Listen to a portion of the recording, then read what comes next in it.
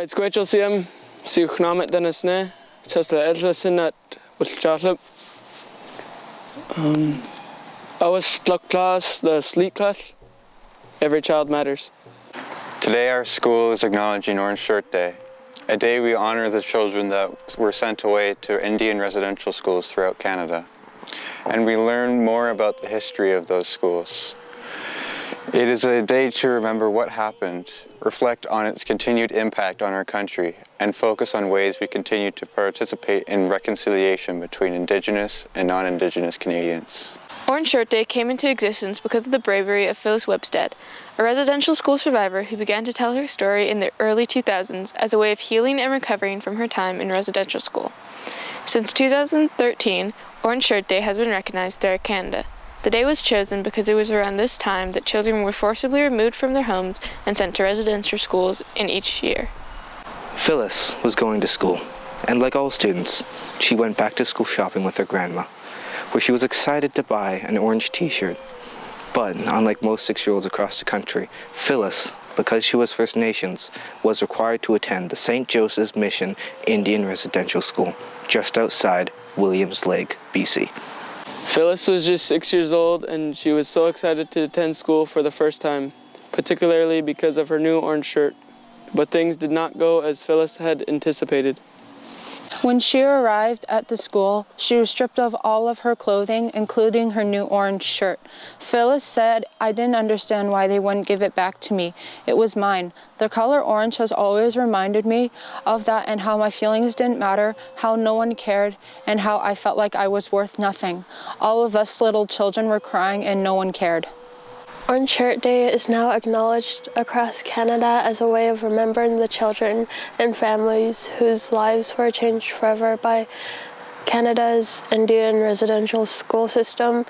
The motto of Orange Shirt Day is "Every child matters," and this is important to Phyllis and so many other survivors because they did not feel that this was true when they attended school. One of the things we can do to ensure that all children know that they matter is by learning about the past so we don't make the same mistakes. Numbers can tell a story, and we are going to learn why some of these numbers matter when we're talking about residential schools in Canada. Over the 100 years that residential schools existed in Canada, 150,000 First Nations, Métis, and Inuit children were forcibly taken from their parents, families, and communities and made to attend residential schools. These schools were often far away from their home communities, and when they arrived, they were often separated from their siblings and told they were never allowed to speak their own language while at school.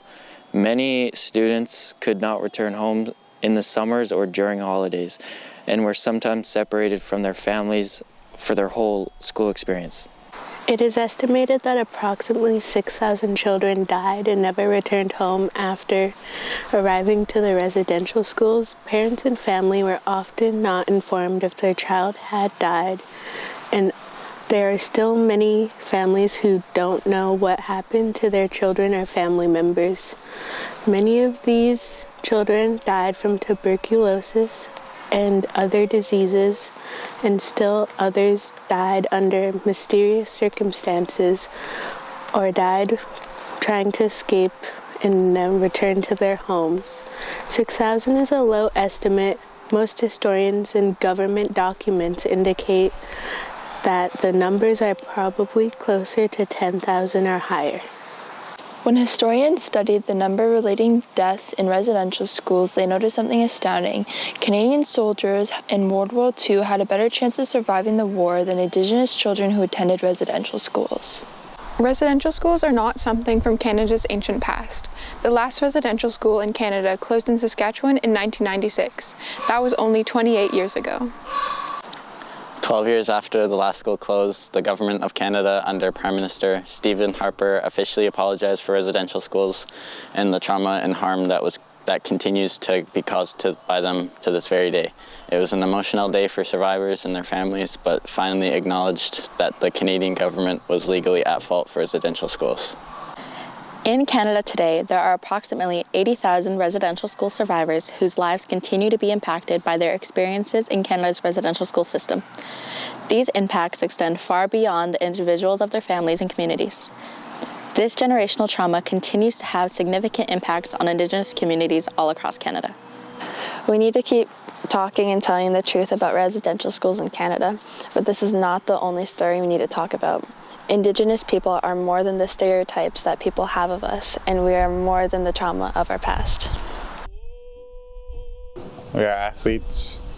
We go around the world to canoe pulling events.